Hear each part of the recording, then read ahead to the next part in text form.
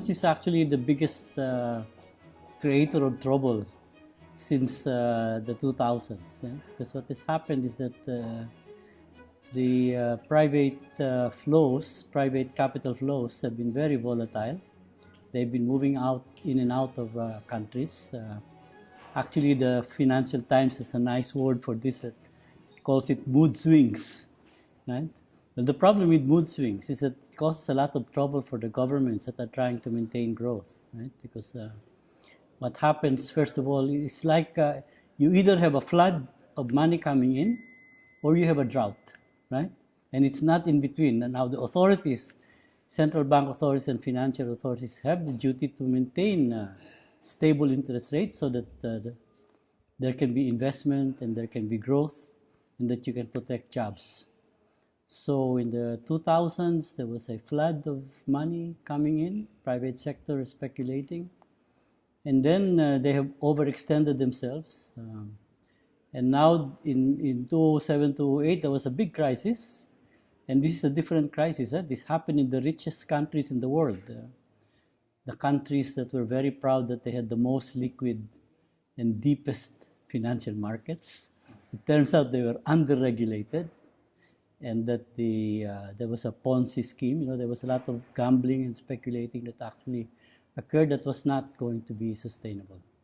And it causes crisis, and now many countries are feeling the negative effects of that problem.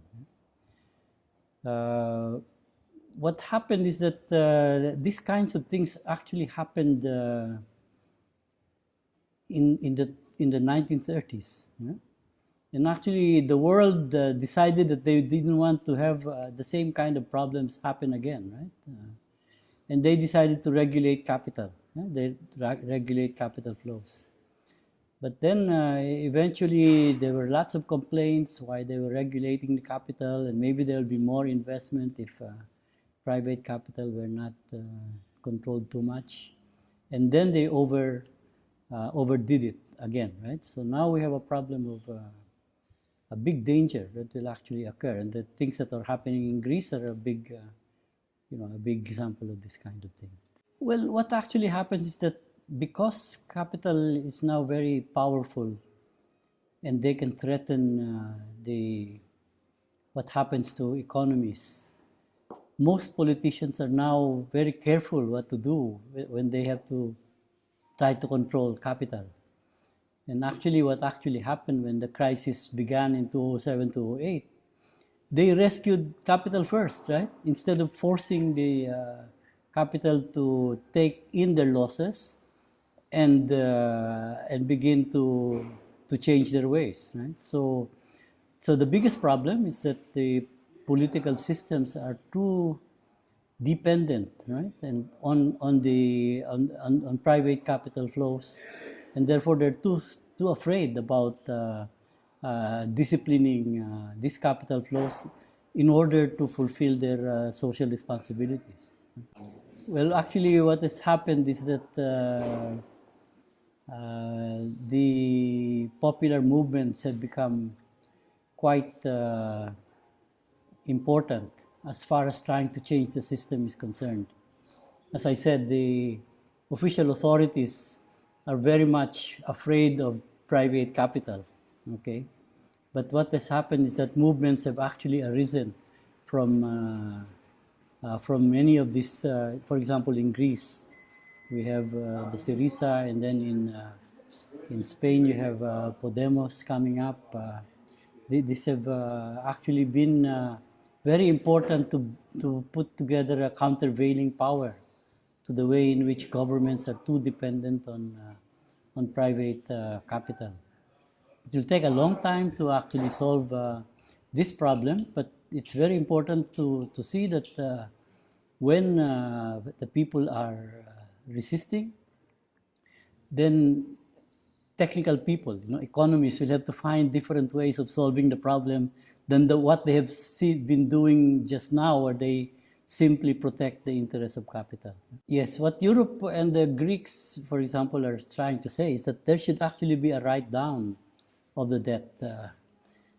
There used to be in the Christian Bible what they call the Jubilee year, right? Yeah. Because even during those times, it was quite clear that there would be overextension of debt, and indebted parties that were actually the producers of food, right, in agriculture, would not be able to continue to produce food if they will have to continue to pay off the debt that they had accumulated. So there used to be a biblical tradition in the Christian Bible about writing off debt, right? And this is also what is at stake now.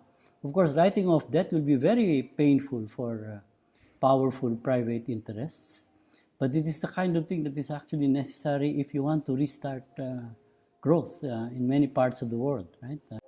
Yes, actually, you could say that at this point in time, we hope that the understanding, even on the part of the private sector, has increased, right? The fact that Europe is not growing is because of the fact that there is no investment that is going on. And there is no investment that is going on because, first of all, the private sector is trying to what they call deleverage, right? It has too many liabilities, it has too many exposure it's trying to reduce. But at the same time, it cannot do that unless there is growth, unless there are new jobs that actually occur among the people, and unless government has the resources to invest in infrastructure, right, and to restart growth. So those are the three parties that actually should talk, right, and they should come to a new contract, a new way of doing things to allocate the burdens of adjustment more fairly among the three of them, because this is the only way that all the three parties can begin to recover from this crisis. Yeah. Well, one of the ways in which this World Public Forum can serve a very useful purpose is to provide a venue for these kinds of discussions. Yeah? Discussions in good faith, right? Because what actually happens in many cases of these negotiations is that many of the negotiators do not negotiate in good faith, right? Many people actually, for example, would say, well, you know, I can take a position against you, I can buy the debt that you have started to write off, and then I will sue you in court, right? This is the kind of problem that Argentina is going through now. So if the World Public Forum can provide, a series of discussions, of good faith discussions, to try to figure out and identify ways in which common interests can be arrived at, it would have a very important contribution.